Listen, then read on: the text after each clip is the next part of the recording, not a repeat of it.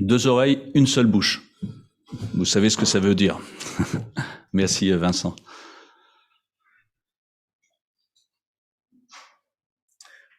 Hop. Nous allons continuer avec l'Épître aux Hébreux et ses premiers versets. Se rappelle que dès l'Ancien Testament, on a un Fils de Dieu, on a un Dieu qui se révèle. Et tout au long de la Bible, il y a cette révélation. Et on arrive à la venue de Jésus-Christ, qui est là pour nous rappeler, pour nous montrer que là, je vais vous révéler complètement le Père. Je viens en plus, et on va le voir tout à l'heure, accomplir le salut, la personne de Jésus-Christ sur la croix. Je vais vous sauver parce que vous êtes perdus. Notons cet amour qui n'a jamais cessé. Dès la création, parce que n'oubliez pas que la création, c'est un premier geste d'amour. Dieu aurait pu rester seul dans son ciel. Il aurait peut-être eu moins de problèmes et de soucis si la créature n'avait pas été là. Mais il le savait. Mais il voulait partager la joie, l'amour, avec une créature qui serait à son image. Il savait que l'homme allait tomber, mais il avait déjà aussi prévu et mis en place le moyen de rédemption, de revenir à lui. Tout était prévu. Et tout est prévu pour ce que, après, même nous ne savons pas trop comment ça va se passer. Dieu connaît tout. On l'a vu, Dieu s'est révélé à travers les prophètes. Et on le voit à travers l'Ancien Testament. Dieu a parlé de différentes manières. Vous savez, les prophètes, ce sont tous ceux par qui Dieu s'est révélé. Voilà qui je suis, voilà ce que je vais faire. Voilà pourquoi je vais le faire. Dieu s'est servi d'agents humains pour se faire connaître. Mais ils étaient tous sous le contrôle du Saint-Esprit, c'est-à-dire sous le contrôle de Dieu. Même s'ils le disaient avec leurs mots, ça venait de la part de Dieu. Et toute la Bible, malgré ces différences, mais c'est normal, ce sont des auteurs différents, mais tous conduits par le Saint-Esprit pour nous parler, pour se faire connaître. Il s'est fait connaître par des visions, à Ésaïe, à Ézéchiel, des visions d'ailleurs particulières, par des songes, parfois par des rencontres avec Dieu lui-même. Moïse, qui va rencontrer Dieu, alors à travers effectivement un feu, un buisson qui ne se consume pas. Dieu se fait connaître à travers la Bible de différentes manières. Mais je dirais que, comme ça a été dit tout à l'heure, mais peu importe la forme, ce qui est important, c'est que Dieu nous parle, que nous en soyons conscients au point de savoir écouter. Je ne sais pas si ça vous est déjà arrivé de parler à quelqu'un et d'avoir l'impression que de toute façon la personne elle est ailleurs, elle m'écoute pas. Alors on parle, mais la personne elle est je sais pas où. Et puis généralement ces personnes à la fin de la discussion vous disent oui je suis d'accord avec toi et puis ils passent à autre chose. Avec des personnes pourquoi pas, même si c'est pas très poli, mais avec Dieu ne passons pas à côté des bénédictions que nous pourrions recevoir. Toutes ces révélations inspirées par Dieu dans l'Ancien Testament n'ont apporté qu'une petite partie de la révélation. Et ce texte nous dit que Jésus est la pleine révélation. Il est toute la vérité. Jésus est le chemin, la vérité et la vie. Il nous permet de connaître pleinement ce dont nous avons besoin de connaître pour avancer avec Dieu. On voit que la première révélation, elle était provisoire dans l'Ancien Testament. Elle était temporaire. Elle ne pouvait pas satisfaire complètement, mais elle éveillait quand même, je dirais, le désir qu'il y avait quelque chose d'encore plus grand derrière. Quelque chose qu'on ne pouvait pas forcément encore connaître dans l'Ancien Testament, mais qui était encore plus grand que ce que les Juifs pouvaient voir. Et ils en voyaient des choses, des miracles, des victoires. Ils voyaient aussi parfois comment Dieu réagissait par rapport à l'infidélité. Mais ces petites révélations de Dieu laissaient suggérer qu'il y en avait une plus grande encore, et quelque chose de merveilleux qu'on ne pouvait imaginer. Et je suis convaincu que même si nous en avons plus que ceux qui étaient dans l'Ancien Testament, c'est encore limité par rapport à ce que nous connaîtrons quand nous serons au ciel. Et là, nous en connaîtrons encore plus et nous serons encore plus émerveillés en n'imaginant pas aujourd'hui un instant la beauté de ce que ce sera au ciel. Je ne peux pas vous l'expliquer parce que je ne sais pas.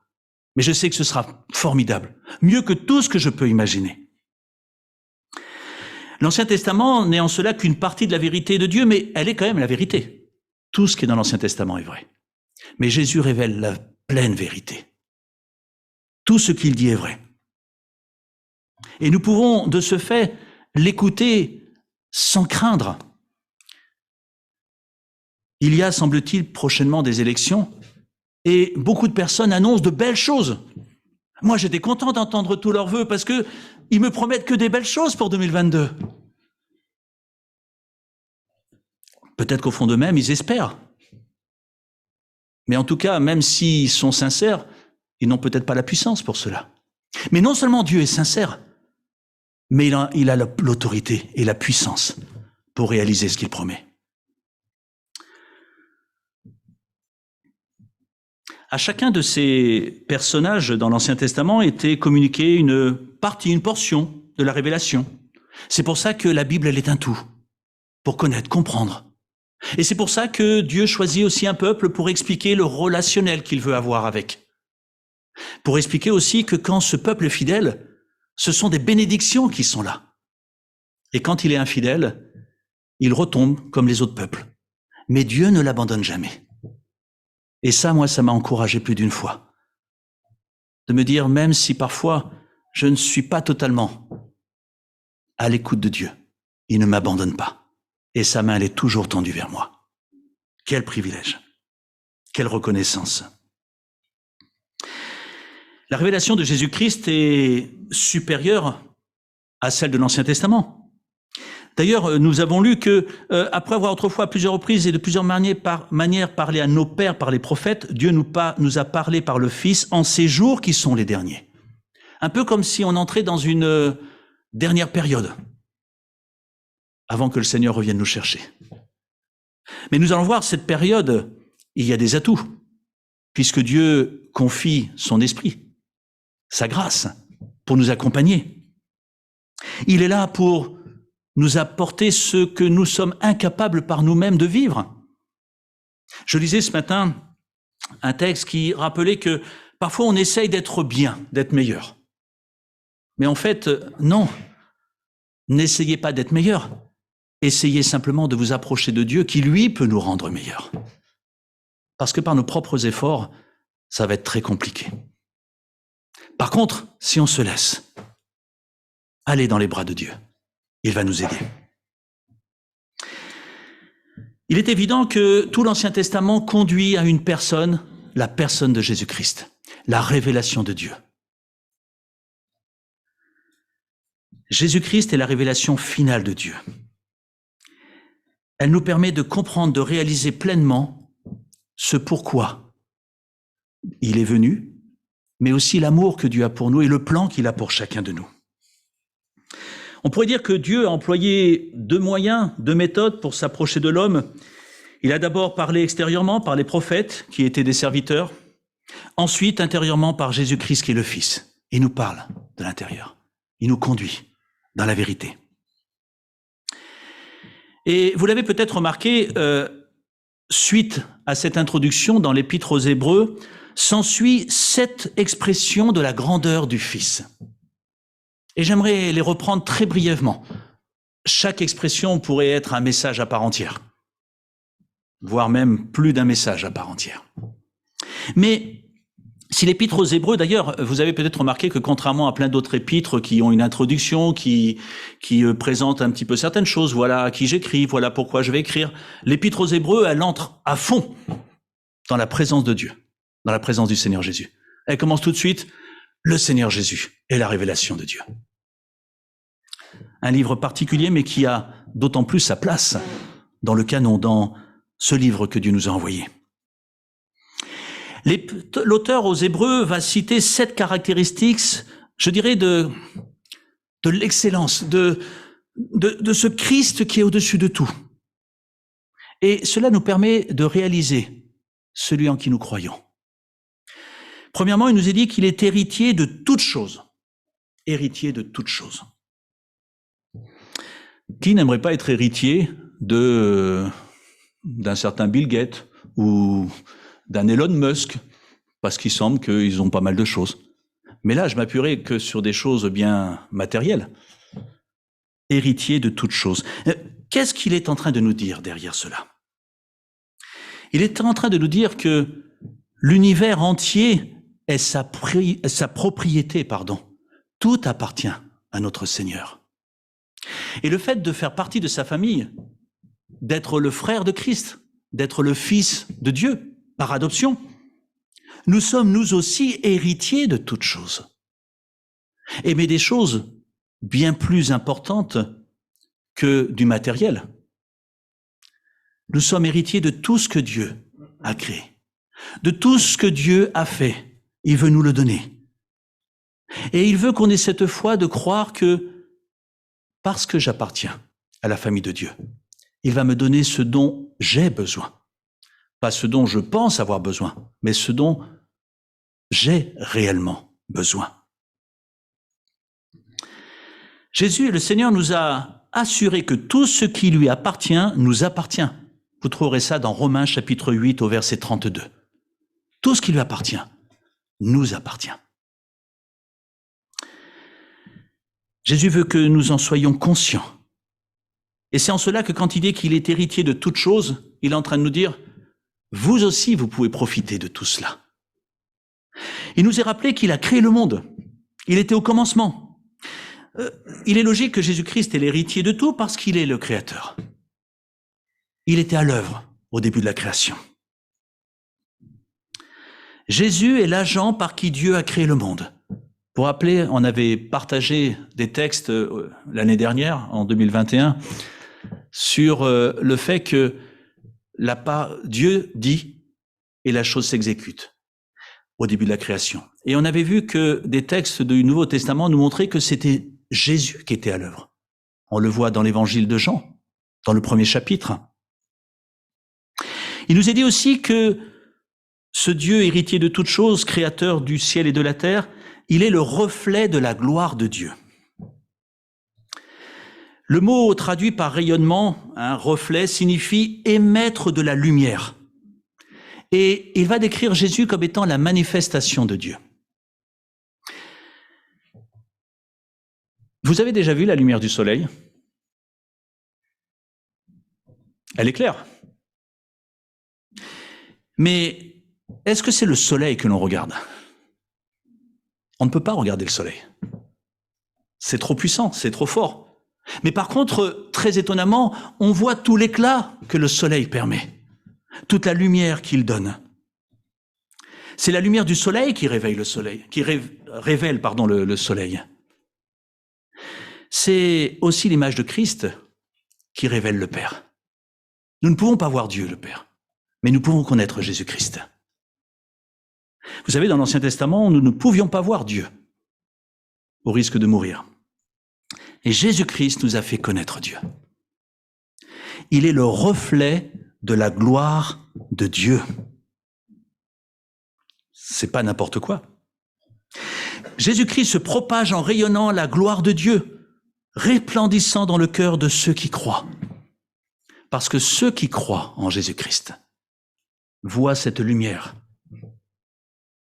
qui est le reflet de la gloire de Dieu. Il est important de connaître cette gloire parce que plus on la connaît, plus on a confiance en lui, en son pouvoir miraculeux. Waouh, je vois le soleil, alors que je ne peux pas normalement le regarder directement. Il est l'empreinte de sa personne. Comme la lumière qui émane du soleil est de la même nature que lui, le Fils est de la même nature que Dieu. Il est Dieu. Je crois qu'il est important de se le répéter. Jésus-Christ n'est pas un sous-Dieu ou un serviteur de Dieu, il est Dieu. Il est Dieu. Tout ce qu'il fait, c'est en accord avec le Père, en accord avec le Saint-Esprit, c'est ensemble. Parce qu'ils ont la même vision, le même but, l'amour de la créature. L'amour de celui qui va se tourner vers eux vers le Père, vers Dieu, et s'en occuper. Jésus est la reproduction parfaite de l'amour de Dieu puisqu'il est Dieu. Il soutient toute chose, nous est-il dit aussi. Et ça, je trouve que c'est important et intéressant, cette notion de « il soutient toute chose ».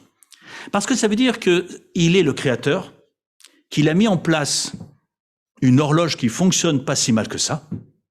Elle fonctionne d'une manière parfaite, mais l'homme, parfois, il dérègle un peu certaines choses. Mais ce Dieu qui a créé cette horloge parfaite continue à la faire tourner jour après jour.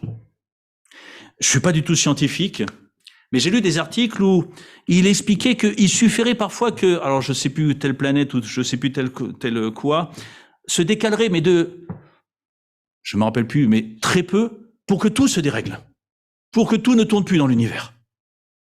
Les scientifiques pourraient vous l'expliquer mieux que moi, mais il en faudrait peu pour que tout s'arrête, pour que tout ne tourne plus normalement.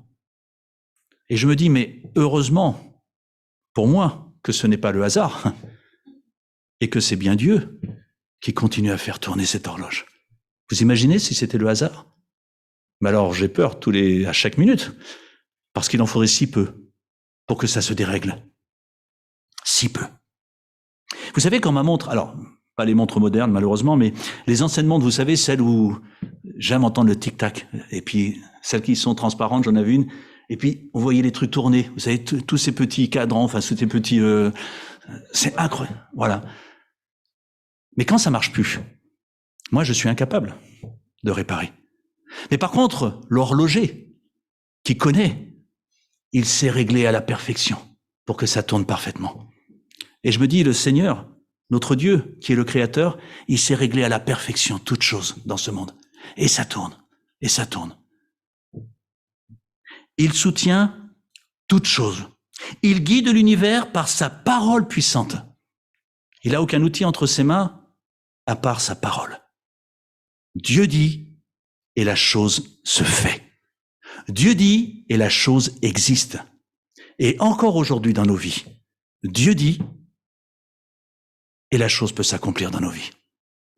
Pas besoin de méthode particulière, pas besoin d'outils particuliers, simplement de croire en la parole que Dieu va prononcer. C'est pas compliqué. C'est tout simple. Il soutient toute chose. De même que rien n'a été créé sans lui, rien ne subsiste sans lui. Il parle et la chose arrive. Alors, est-ce que nous avons assez de foi pour nous dire que s'il sait faire tourner l'univers, sincèrement, est-ce qu'il n'est pas capable de faire tourner notre petite vie?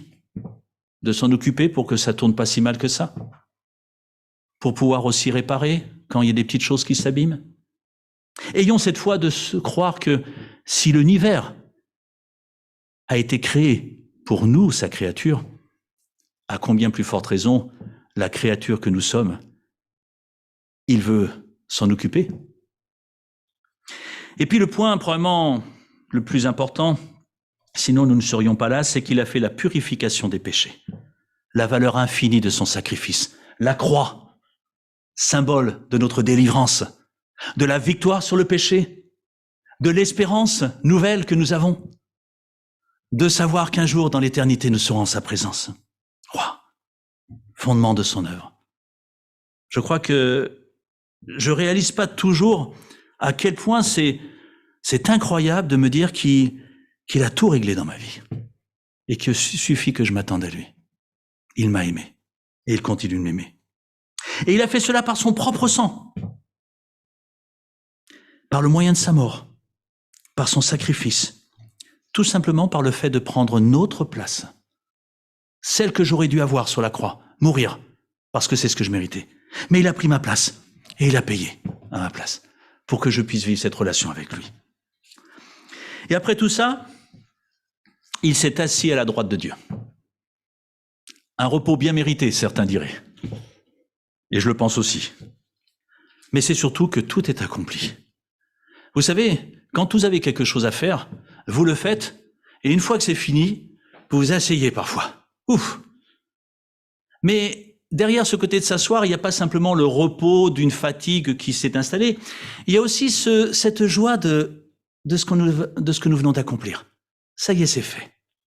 Et ça me fait penser à cette parole de Jésus sur la croix. Ça y est, tout est accompli. Ils peuvent venir à moi. La porte est ouverte. J'ai réparé. J'imagine la joie qui a dû être celle de Dieu, celle du Fils, quand il a dit cette parole, tout est accompli. Et il est où quand il dit ça? Il est sur une croix, en train de souffrir. Mais sa joie était grande parce qu'il venait de sauver l'humanité, en tout cas pour ceux qui se tournaient vers lui. Wow. Il s'est assis à la droite de Dieu, à la droite du Père, premièrement déjà parce qu'il avait le droit de s'y trouver. Il a retrouvé la gloire qui était la sienne avant. Il est fils de Dieu. Mais surtout, il continue à s'occuper de nous. Il intercède en notre faveur, nous dit la Bible. Il est là avec le Père en disant, oui, un tel a fait ceci, mais il est venu au pied de la croix. Il est pardonné. Il est sauvé. Oh, quel merveilleux avocat. On a deux avocats incroyables. Le Saint-Esprit, qui est ici avec nous, qui nous aide, et heureusement, plus qu'on ne l'imagine, et moins que ce qu'il aimerait parfois nous aider, et Jésus-Christ, qui est dans la présence du Père et qui s'intéresse à chacun de nous. Jésus est assis afin d'intervenir auprès de Dieu en faveur de tous ceux qui lui appartiennent. Père, il est dans le livre de vie. On va l'accompagner. Et quand s'éloignent un peu, il faut qu'on s'occupe de lui. On va laisser les 99 brebis, mais tu vois, la 100e, là, elle est en train de partir. Non, il faut qu'on la récupère. J'imagine ce fonctionnement d'amour qui existe dans le ciel. Alors, avec tout ce que nous vient de dire, il est évident qu'un Dieu pareil,